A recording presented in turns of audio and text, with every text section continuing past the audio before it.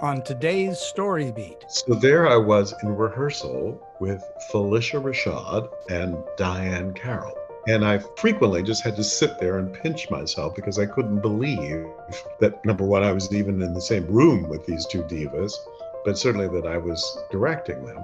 But the funny part was that Diane Carroll was so charming and had such great stories to tell that I would literally forget about rehearsing and just want to sit there and listen to her stories endlessly. And the stage manager would have to sort of kick me and remind me, okay, I think you better run the scene now. This is StoryBeat with Steve Cuden, a podcast for the creative mind. StoryBeat explores how masters of creativity develop and produce brilliant works that people everywhere love and admire. So join us as we discover how talented creators find success in the worlds of imagination and entertainment. Here now is your host, Steve Cuden. Thanks for joining us on StoryBeat. We're coming to you from the Steel City, Pittsburgh, Pennsylvania. My guest today, Sheldon Epps, has directed major productions on and off Broadway, in London, and at many theaters across America. He's also had an active television career, helming numerous classic shows of recent years. Sheldon was first drawn to the stage while at Teaneck High School and later graduated from Carnegie Mellon University, right here in Pittsburgh, with a degree in drama. He began his career as an actor studying at the Brooklyn Academy of Music, Indiana Repertory Company, the Alley Theater, the Pittsburgh CLO, and the production company, which he co-founded and for which he directed various plays. In 1980, Sheldon made his theater directing debut with the off-Broadway musical Blues in the Night. It was revived in 1982, this time on Broadway. Since then, he's directed numerous other stage productions on Broadway and in regional theaters, including Scenes and Revelations, Play On, Blue, and Purlie. As well, since 1994, Sheldon has directed many memorable popular TV shows, including Evening Shade, Smart Guy, Sister Sister, Frasier, Everybody Loves Raymond, Friends, Girlfriends, and George Lopez. In 1997, Sheldon became artistic director of the Pasadena Playhouse, serving in that capacity for 2 decades. In 2020, Sheldon was appointed senior artistic advisor at Ford's Theater in Washington, D.C. Sheldon's best-selling memoir, My Own Directions, was published in September 2022. I've read My Own Directions and can tell you it's a fantastically entertaining and informative look at Sheldon's exceptional career and all of the many hurdles he's overcome and successes he's achieved throughout an outstanding life in the arts. I highly recommend My Own Directions to you.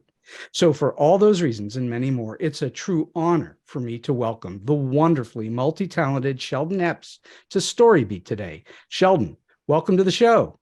Thank you. Thank you, Steve. Great to be here. Thank you for that great introduction and especially for the kind words about the book. I really appreciate it. I thoroughly enjoyed it. It was a lot of fun to read and very informative. I learned a lot more about you than I ever thought I would ever get to know, and I'm glad I did. So let's go back in history a little bit. Were you in high school in Teaneck when you first started to really think about theater, or was it before that? Well, I did some plays in junior high school in Teaneck, New Jersey. Right. And I drifted towards the drama club just because it was a place to be, a community of kindred spirits to be around. I wasn't a big sports guy. So having moved from Los Angeles to Teaneck, New Jersey in 7th grade, which was kind of culture shock, I needed a group of friends, so I just went into the drama club. But it was really in high school, doing plays in high school, plays and musicals, that I really started to think about it seriously, and actually then took a summer session at AMDA, American Musical and Dramatic Academy, right, in New York City.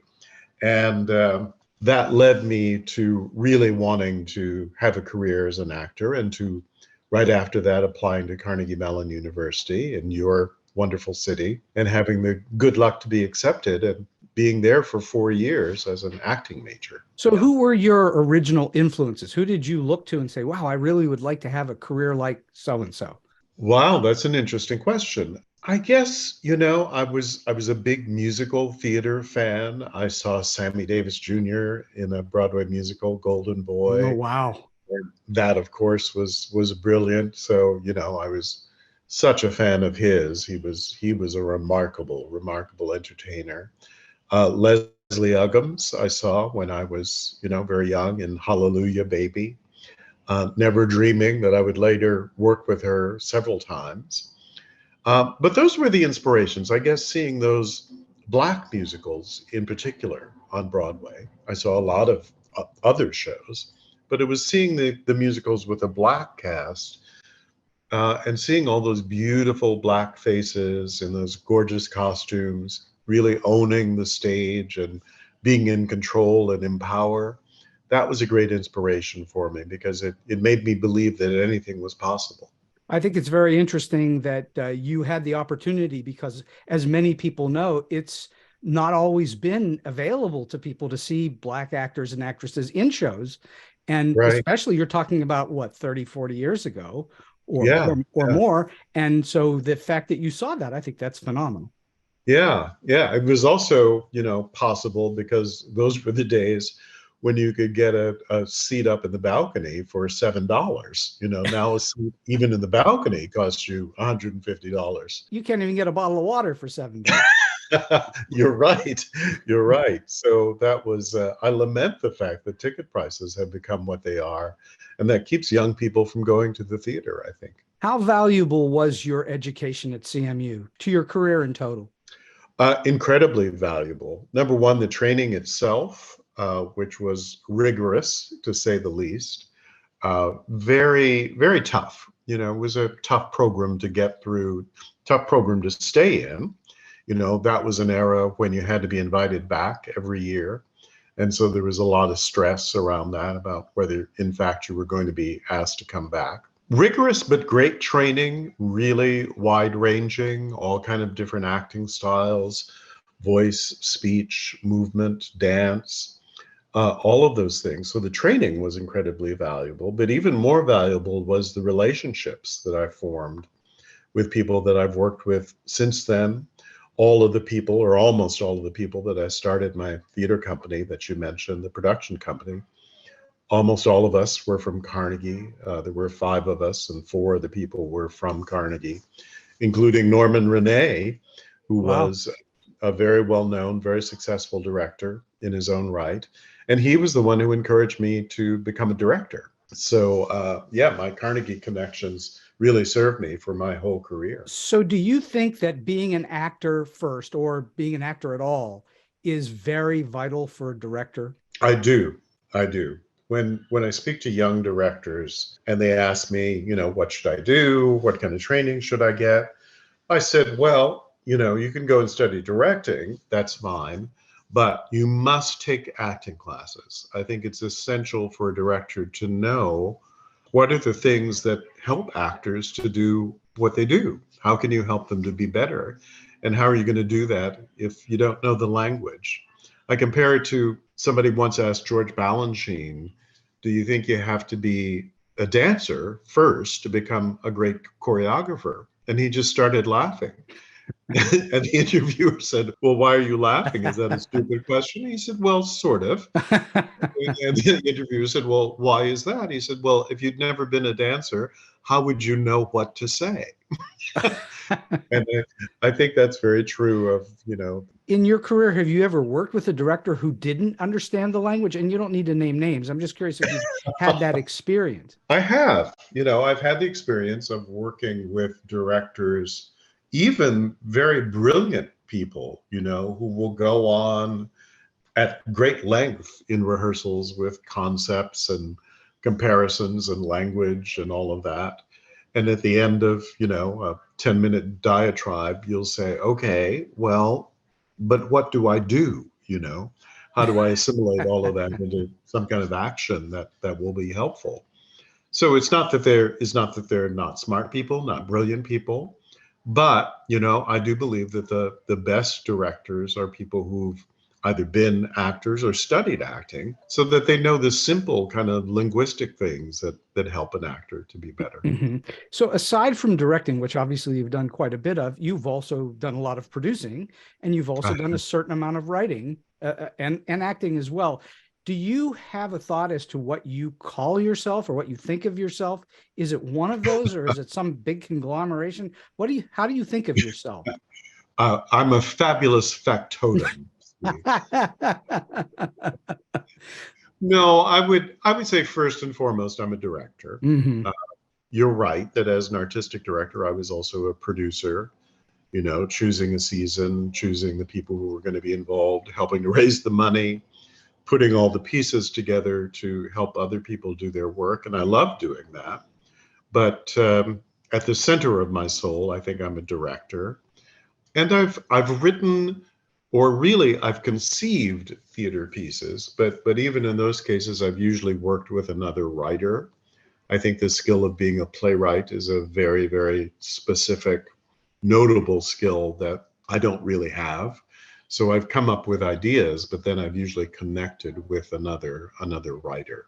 So I'm a director, pure and simple, I'm a director. How long were you directing before you thought to yourself, I am pretty good at this, and this is something I should be doing? I was really fortunate because even when I started that theater company that we talked about, I started it as an actor to have a place where I could say, here's a play I want to do. Let's do this play without auditioning and without having to prove myself. So the shift into directing was a little surprising, but it was profound because it was remarkably easy in that once I started directing regularly and actually started making a living as a director, again, without having to audition. I was having people who were offering me jobs, not just at my own theater, but other theaters, Manhattan Theater Club, Playwrights Horizons. So I guess that's what told me, oh, okay, you must be pretty good at this because you haven't had to struggle to get jobs, to get work, and you're working regularly. So I happily stayed on that path ever since then. So when you were at Pasadena Playhouse, and we'll talk more about Pasadena Playhouse in a bit, but when you were there and you were directing a show that was at Pasadena Playhouse, did you, the artistic director, the producer, whatever you want to call yourself, versus you, the director, ever have discussions or arguments with yourself about what you could or couldn't do because of money or some other limitation?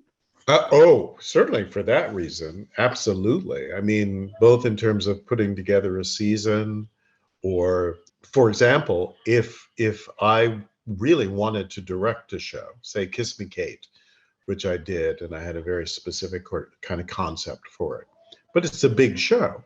So if I wanted to direct Kiss Me Kate, I had to build a season around that production, which allowed me to do a great big musical like that. So yeah, I certainly had to have that discussion with myself. I hope that I also did for myself what I did for other directors, which was to be a good third eye.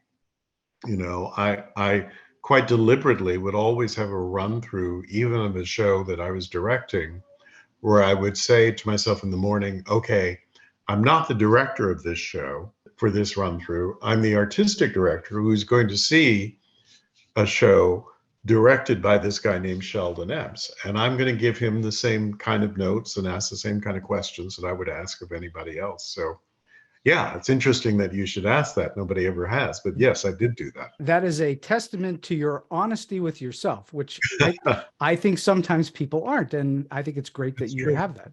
Do you have a preference? Say you've directed all sorts of different things, dramas, comedies, musicals, etc. Do you have a preference in directing one genre over another, or is it all fun to you? My usual preference is to do something different than the last thing that I did. Mm-hmm.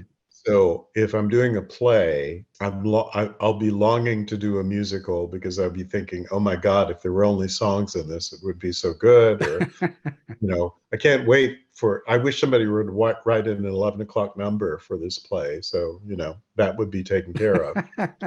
Then I'll go into rehearsal for a musical and it'll be great fun for a while and I'll love it. But then there certainly will come a time when I'll say, if I have to hear 5, 6, 7, 8 one more time, I'm going to kill myself.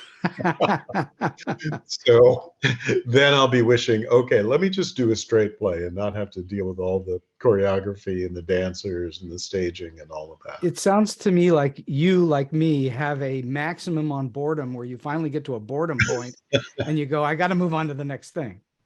A little bit. Yeah, I think that's true. A little bit. And I've been lucky to bounce between all the genres. So you would say it's sort of a maximum on boredom. I'd say it's a way to keep us fresh, Steve. That's good. That's a better way to say it. That's just like a good old artistic director and a director. Thank you very much. Do you approach directing a comedy differently than you do a drama, differently than you do a musical? Or is your approach to the text and how you break it down and how you think about it always the same? Honestly, it really is always the same. I think that the best comedy, if you're directing a comedy, comes out of truthfulness, comes out of honesty and the storytelling and dealing with the text honestly. You're always in trouble if you're in the middle of rehearsing a comedy and you start to think, what can I do to make this funny? That's a comedy killer. I think, look for the hidden comedy in dramas, if it's there, honestly, and frequently it is. Musicals, I do think, are a little different because music is such a great tool, Not only do you have songs, which obviously do a lot of the work in a musical, but you have underscoring, which can evoke a certain emotion. And frankly, understudying is something I use a lot, even in straight plays, just because I think in a very musical way. But my approach is almost always the same. It's a little filmic in that way, where there's a score to it. Yes, exactly. And that drives the emotion and the tension and all the rest of it. Right. Yes. So I'm going to ask you a question that I ask lots of guests. I'm really interested in your answer. What for you makes a good story good? Oh, that's a good question. Well, number one, I think I'm always drawn to stories that are about subject matter or people that I know very little about. Martin Luther King was a great American hero, but I probably would not be all that interested in doing a play about him because I know so much about him and I figure the audience does. I'd rather actually do a play about Martin Luther King's secretary, the person who, was around the great man all the time. Or as I did a play about Sally Hemings, who was the person who had a long-term relationship with Thomas Jefferson. That to me is much more interesting than a play about Thomas Jefferson. So that to me makes a great story. Mystery makes for great storytelling. And what I mean by mystery is not, who killed who, but how did they achieve whatever they achieved, or how did they overcome whatever were their challenging circumstances to survive at very least, and to do whatever great thing it was that they did, be that a big historic thing or a very, very small thing. I was trained that all great stories are stories of suspense. That's a good way to think of it. And that's sort of a kind of a way to think about mystery, I guess, is that you need to know what's next, but the audience shouldn't know what's coming next. Right. No, you're right. I think in most really good plays, if you can send the audience out at intermission wondering simply what's going to happen, that you've achieved a lot. Number one, it tells you that they're interested in the story and the characters, that they're connected, and that they want to come back because they want to find out what happens, what's the rest of the story. Well, you better leave them at intermission where they want to come back or you have a problem. Yes, that is true. But you and I both know that sometimes that doesn't people work. Don't really care at intermission. And you'll suddenly see a lot of empty seats sitting there that were not empty in Act That's 1. the dangerous part of any show that has a break in between acts is, will they come back or not? That's true. I think that's why a lot of playwrights now are writing long one acts, meaning exactly right.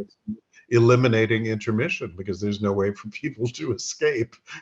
Yeah, we're seeing lots of long one acts right now. That's for Yeah, sure. that's true. All right, so let's talk about your preparation for directing a show. Once you have a script or a libretto that you are, you're good to go with, whether it's something that people know or it's a new work that no one's ever seen before, what is your first thing that you do aside from reading it, which is obvious? How do you approach it? Where do you start to look at character, at plot, at staging? What do you think of first, or is it just a big mishmash? In truth, there are two things that are true. I obviously read any new thing that I'm going to do several times just to get to know the story and to get to know the characters. But my thinking as I'm reading is a little bit all over the place. I don't read strictly for the story once and strictly for the characters another time. I read it and I'm thinking about staging. I'm thinking about music, as we said before. I'm thinking about acting beats. I'm thinking about design elements. I'm thinking about all of that. But mainly getting to know the story, just getting to know what happens. I think it's smart to come out of the prep of a show, at least you should be able to tell the story in your own words very clearly, very succinctly, and without leaving out anything important. I will be honest and say that these days I do less preparation than I used to because I want to discover the play in the room with the actors. I referred to Balanchine before. I think now I'm more and more like a choreographer in rehearsal, in that I might have an idea about what the ballet is going to be and what the story is, but I really create it in the room with the actors as a great choreographer creates it in the room with his or her dancers. So what are your first steps with the actors then? What do you it's just basically reading it and going over it and trying to find what you're trying to get to? Yes, exactly. Read it and read it and read it. I tend to spend what some might call an inordinate amount of time around the table, reading the full thing, reading just one scene, for 2 hours, reading an act over the course of a day, then going back, breaking it down scene by scene, then going back at the end of the day and reading through the whole act. But I tend to do a lot of table work because I believe that in that way, everyone gets to know what they're doing, and that then informs the blocking of the play, and the staging of the play comes to me and comes to the actors much more naturally and organically if they've really got the play inside of them. Otherwise, people get up, some people read the play once and they get up and start blocking. I think that's crazy because you just got people bumbling around having no idea what they're doing or what they're saying or what they want in a scene. And blocking ought to come out of what people want. What do you want and need in your relationship with the other characters on the stage? In each scene. In each scene. Yes, exactly. When you have actors who require more attention or they need more direction than other actors, is there anything that you do psychologically to help them? How do you help an actor who needs more help than others? All right, now you're asking me for my subtle tricks, and to give away my secrets, which I'm happy to do. Give us half a one. There are two things that I do. One is I think I'm a great question asker in the process. What do you think that's about? Where do you think you're going with that? Why are you doing that? Why did you say that? What do you want in those scenes? So that's one thing. Rather than assigning information or giving answers, to be a good question answer. And sometimes not even, and I'll say this to the actor, I don't expect you to have an answer to this question right away, but the fact that I'm asking it means that I want you to think about it. I want to plant the question for you so that the question is there to be answered. Now, this is my other secret thing.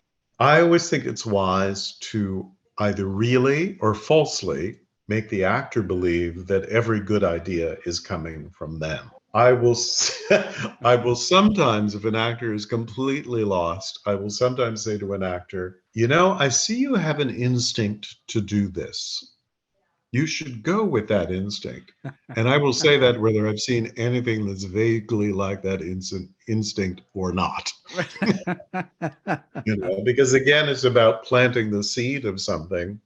But rather than saying, I want you to do it this way or do what I tell you, you're saying, I see that you're thinking about something.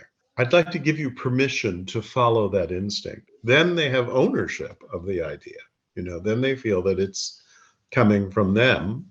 And ultimately, it is going to come from them. So best that you create psychologically some sense that everything is their idea. That's the real trick, isn't it? Getting them to think it's their idea.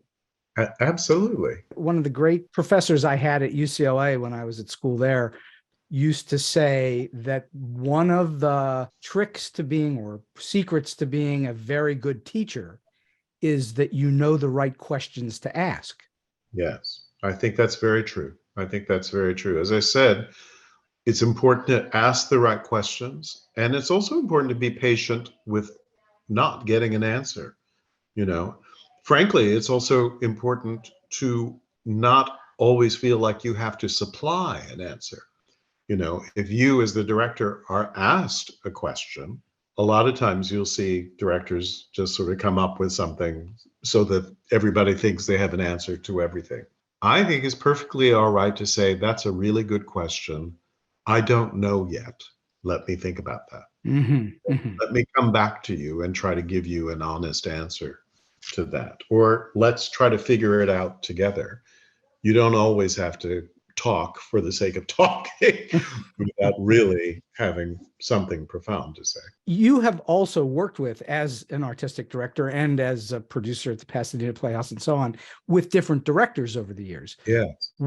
And also as an actor, you worked with different directors. What have you learned? What lesson or two have you learned from the great directors you've been around that you've then been able to incorporate in your own work? I worked with a wonderful, wonderful director at the Guthrie Theater named Garland Wright, who was really a very brilliant director. He was one of his biggest hits, commercial hits, was the play Vanities, Mm-hmm. which ran for a long time off-Broadway. But he was also artistic director of the Guthrie Theater and another smaller theater in New York City off-Broadway. And he once said in a rehearsal, and by the way, I think it's a great idea for directors to go and sit in on other directors' rehearsals to learn good and bad things, but hopefully to learn good things. And he once said in a rehearsal to his company, okay, we're going to do a run through now. This is not a test. All of us can only do as much as what we know on this particular day. So only do that. Don't try to impress me and give me the performance that you're going to give 2 weeks from now. I thought that was a great way to approach a run through in early stages. And I've said that many times to companies. Let's not try to pretend that we know it all and can give a performance. Let's just do what we know today. Fabulous direction, really. Yeah. Because you learn from that, right? Of course. Yeah. You learn what you do know and you learn what you don't know, which is equally valuable, Mm-hmm. and you learn, what's clear in your own thinking, what's clear in what I'm watching, and you learn what's not clear, and you say, okay, this is the scene we need to rehearse tomorrow because we don't know yet what this scene is about at all. What are the biggest challenges for you in staging, blocking, putting a show together and giving a visual look to it? What are those challenges? Is it having to see the image in your mind's eye before you get there, or is it trying to figure it out as you're going? It depends a bit on the play. With 2-character plays, I kind of leave it to watching the actor's instincts, a 2 or 3 character play. If you're doing a play like 12 Angry Men, which I've done a couple of times, and you have 12 people moving around the stage, you better have some idea about how to move those 12 guys around. Really? Sure. in a way that gives focus where you want the focus to be, that frankly doesn't have everybody running into each other, that doesn't have everybody standing in a straight line or two straight lines or something like that. Because if you have a bunch of actors, they will tend to go into a straight line, won't they? Of course, of course. Or, as we well know, actors will tend to drift towards downstage center. And sometimes you have to remind people that's not always the strongest place to be. Where's the strongest place? I've always been told that it was downstage right, because the audience is looking to the left like they would, like they're reading a sentence on a page. Yes, I think that's true. I think that's true, that there is something about an audience's eye automatically drifting to downstage right. But downstage right can be much more powerful than downstage center. And sometimes up left. If you're standing up left, take 12 Angry Men again. If you're standing way up left at the back of the stage and the other 11 actors are focused on you, guess what becomes the most powerful point of the stage? Way up left. Well, and of course, you're then risking that actor upstaging everybody, literally upstaging. You're right. You're right. But if that's what you want and need, then that's great. I let it be organic. I really do let it go. I'm not one to sort of sit there with diagrams and, I might make a few notes, but, I'm not one to chart it all out. You're not a storyboarder, as they say. No, I'm not. I'm not. How important is casting? Very important. I'm not sure. You hear some people say that it's 99% of the process. I don't know that I'd go that far. I think it might be a good 60 or 70%, and if you go wrong, then if nothing else, you have to do a whole lot more work because you've miscast something. So it's very, very important, but it's not the whole game, because even a bunch of right actors have to become an ensemble. If you just have a bunch of people who are individually right, who never cohere into an ensemble, that's not so great either. But yes, it's certainly important. It's most important in that you have to fulfill your vision of what the play is. What are your thoughts on auditioning? You've obviously been to a lot of auditions.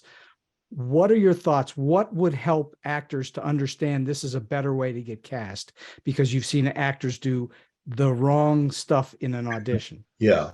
Most important thing I can say is you should never come in trying to guess what it is I think a scene should be, because that's impossible. So come in and show me your best idea of what this scene is and who this character is. Because you may actually show me something that is a better idea than the idea I have in my head. So give me your version of this material and give it to me strongly, give it to me without apology. And whatever it is you're doing, commit to it. Commit strongly to it without a question mark. Commit to it. The other thing is, even if you commit strongly to something, be willing to be flexible and to show me that you're adjustable. So if I say to you, try it again, number one, that means I'm already interested. And number two, really what I'm trying to find out when I do that is, are we going to be able to play together in the process? So the worst thing that can happen in an audition is somebody might come in, be very good, do a scene very strongly in a certain way. I then will talk for a few minutes and say, well, I'd love you to try it again, try it this way. And the person says, all right, I get what you mean completely. And then they do it exactly the same. That's terrible.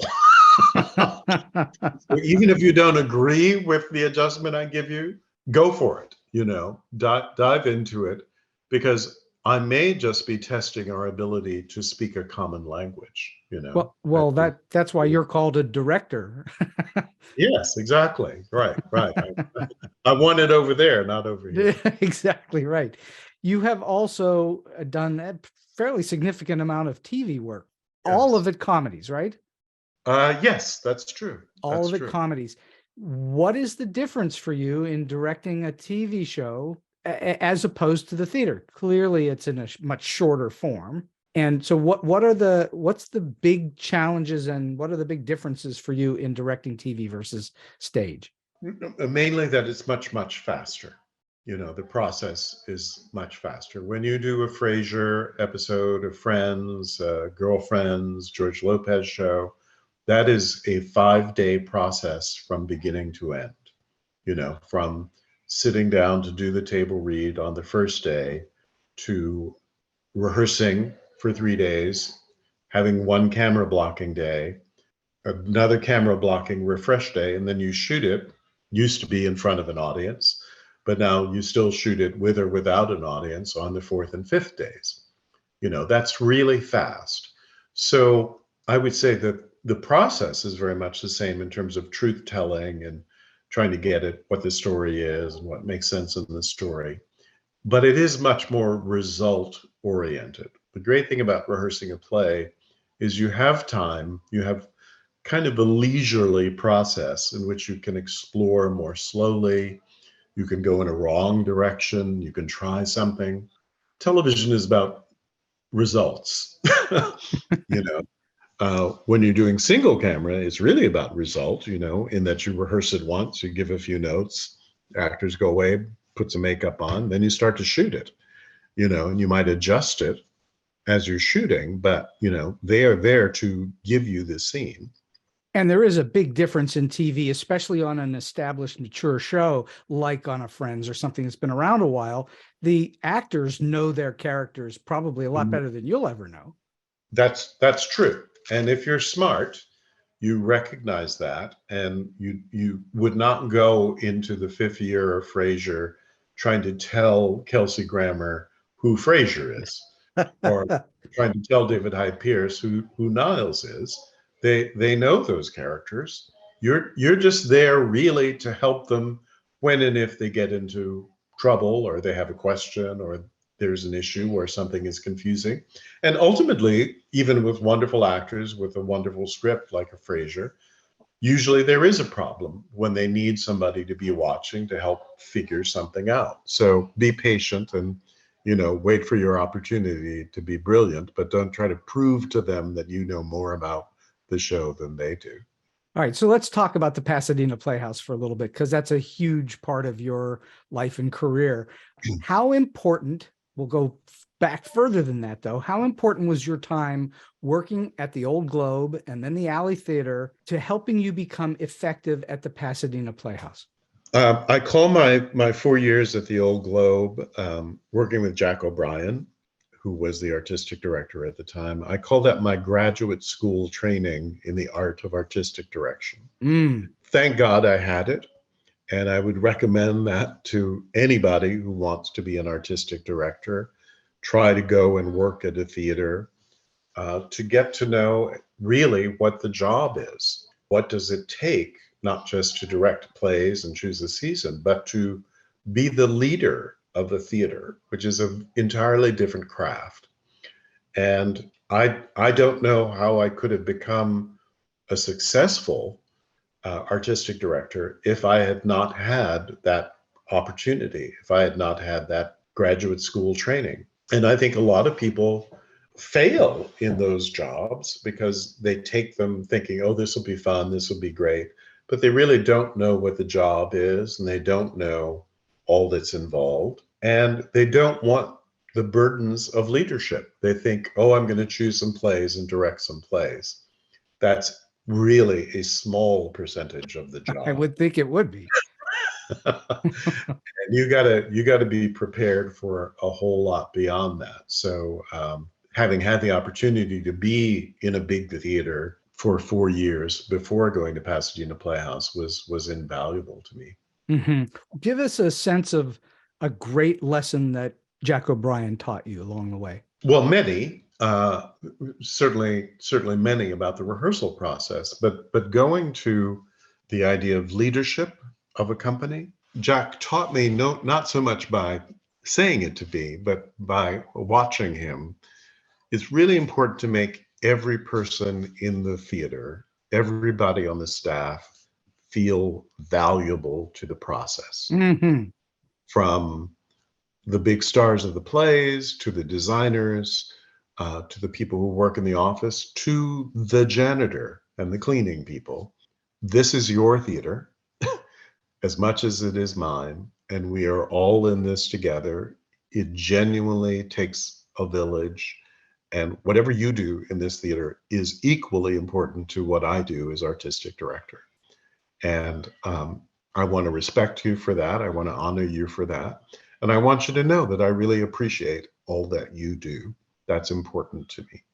Well, that's one of the great lessons, I think, in all of the arts, really, actually, in all of business, which is you treat everyone with equanimity rather than treating someone who is not making as much money as someone else differently.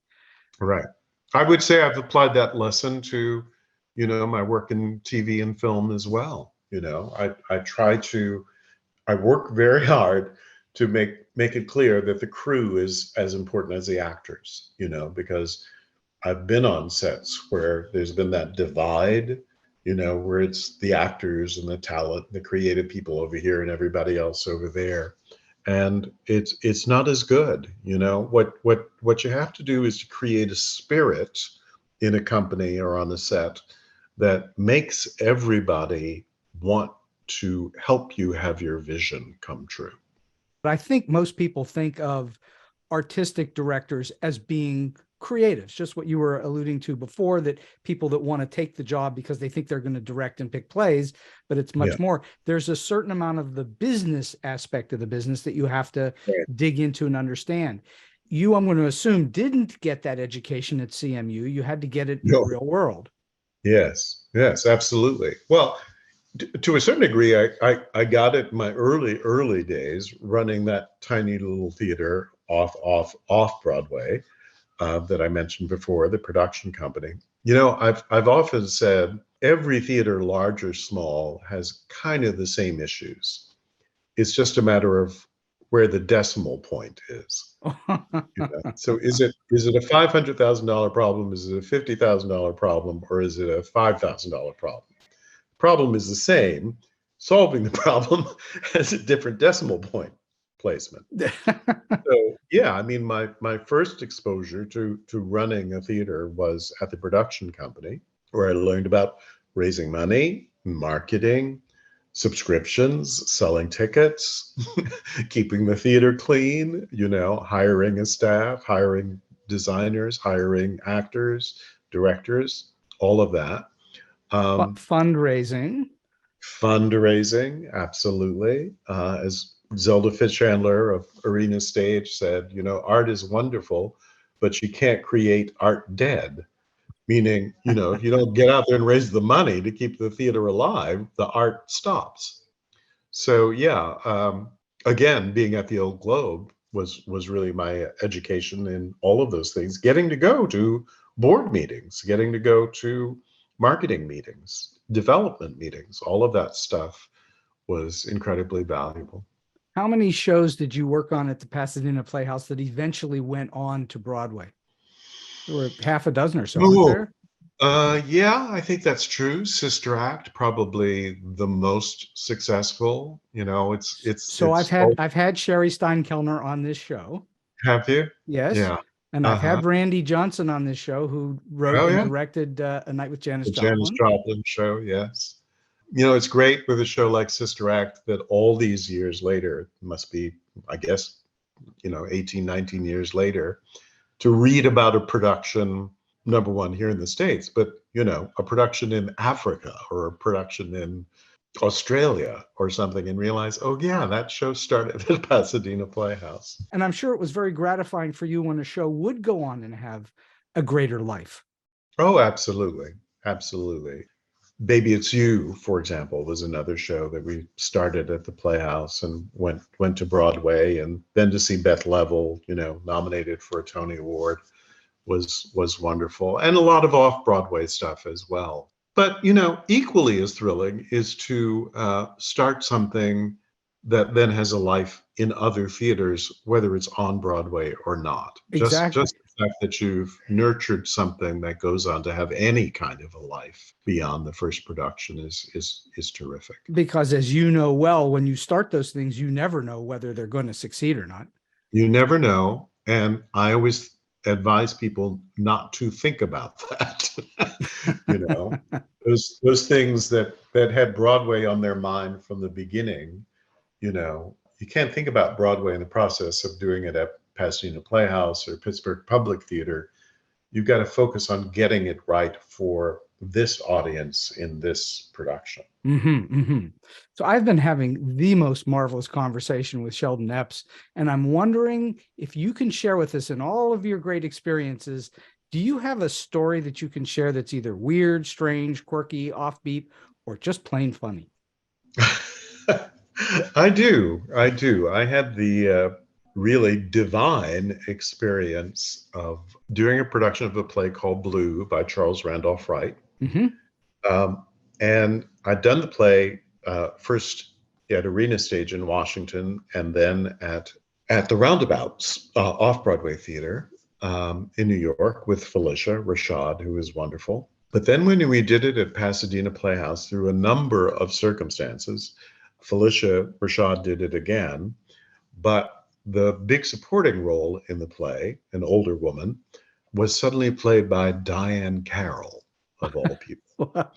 So there I was in rehearsal with Felicia Rashad and Diane Carroll. And I frequently just had to sit there and pinch myself because I couldn't believe that, number one, I was even in the same room with these two divas, but certainly that I was directing them. But the funny part was that Diane Carroll was so charming and had such great stories to tell that I would literally forget about rehearsing and just want to sit there and listen to her stories endlessly. And the stage manager would have to sort of kick me and remind me, okay, I think you better run the scene now. So you're saying that your discipline went out the window? Completely. She was so charming and so funny and so full of knowledge, and just theater history that, I just became the fanboy and forgot about directing sometimes. Well, that sounds like it was a lot of fun. It was great.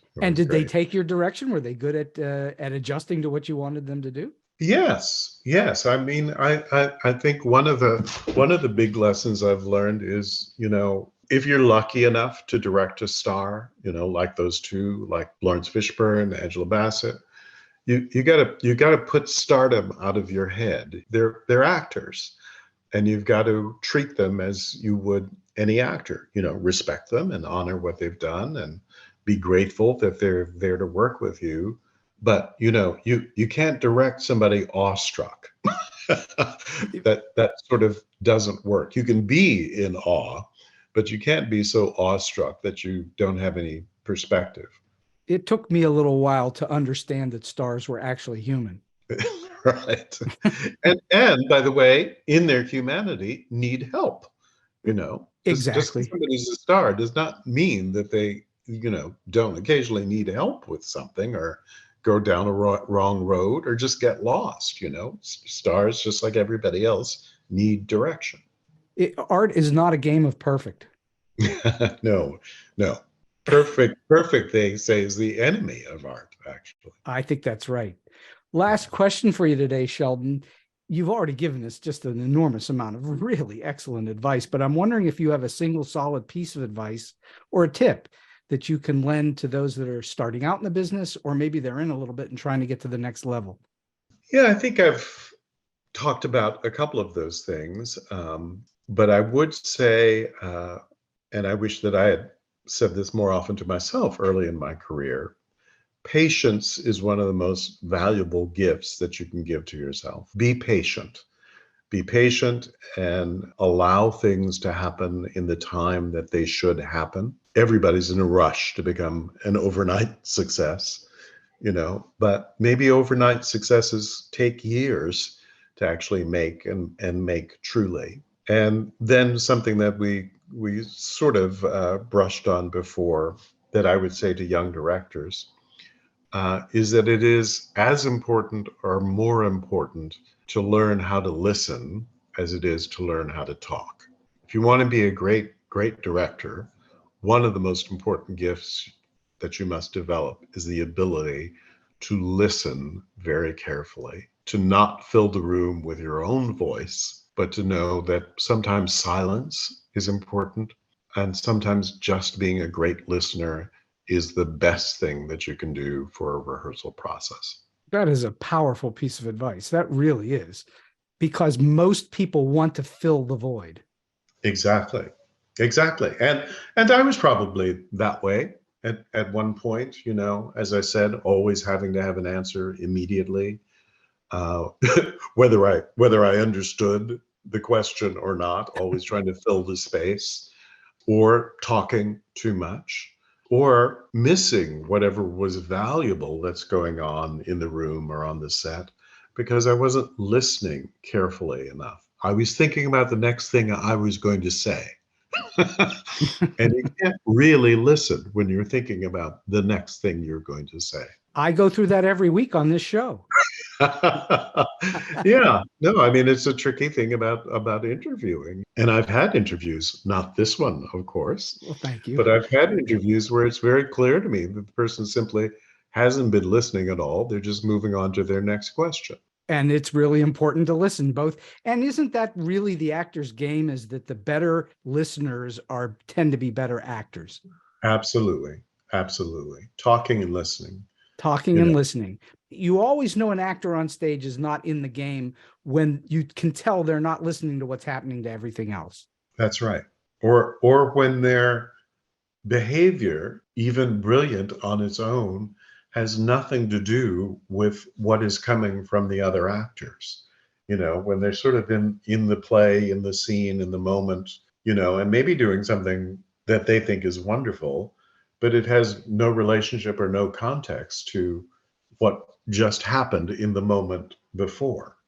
I said of an actor that you would know, a very well-known actor, that he is a rock in every good and bad way. He is as solid as a rock. He's great sometimes, but don't expect him to be moved by anything else that's going on the stage. Oh dear.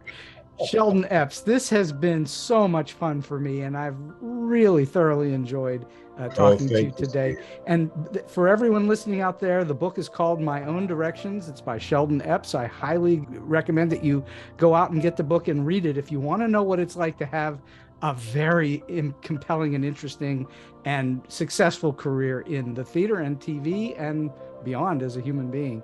Sheldon, thank you so much for doing the show today. I can't tell you how much I appreciate it. Thank you. It's been a delight talking to you. Thank you so much. And so we've come to the end of today's Story Beat.